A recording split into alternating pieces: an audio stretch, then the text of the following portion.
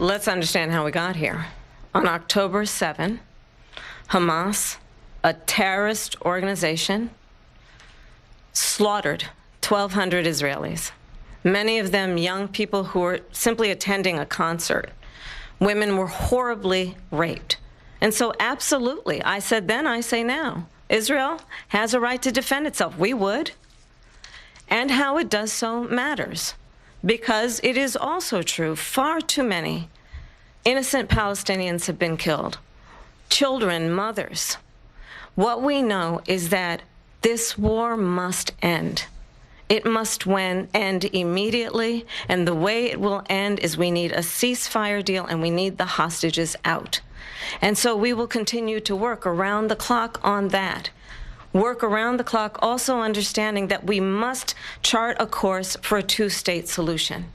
And in that solution, there must be security for the Israeli people and Israel, and in equal measure for the Palestinians.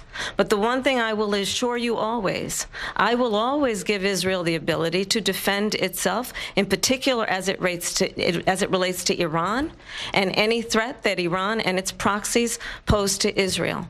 But we must have a two-state solution where we can rebuild Gaza, where the Palestinians have security, self-determination, and the dignity they so rightly deserve.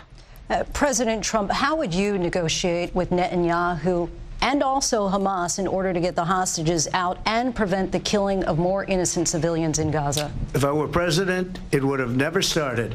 If I were president, Russia would have never, ever, I know Putin very well, he would have never, and there was no threat of it either, by the way, for 4 years, have gone into Ukraine and killed millions of people when you add it up, far worse than people understand what's going on over there.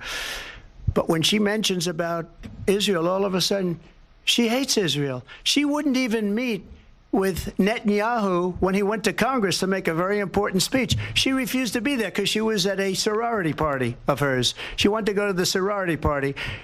She hates Israel. If she's president, I believe that Israel will not exist within 2 years from now. And I've been pretty good at predictions, and I hope I'm wrong about that one.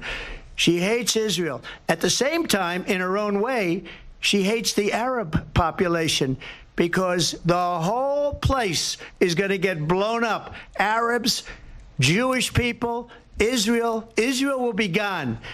It would have never happened. Iran was broke under Donald Trump. Now Iran has $300 billion because they took off all the sanctions that I had. Iran had no money for Hamas or Hezbollah or any of the 28 different spheres of terror. And they are spheres of terror, horrible terror. They had no money. It was a big story, and you know it. You covered it very well, actually. They had no money for terror. They were broke. Now they're a rich nation, and now what they're doing is they're spreading that money around. Look at what's happening with the Houthis and Yemen. Look at what's going on in the Middle East. This would have never happened. I will get that settled and fast, and I'll get the war with Ukraine and Russia ended. If I'm president-elect, I'll get it done before even becoming president.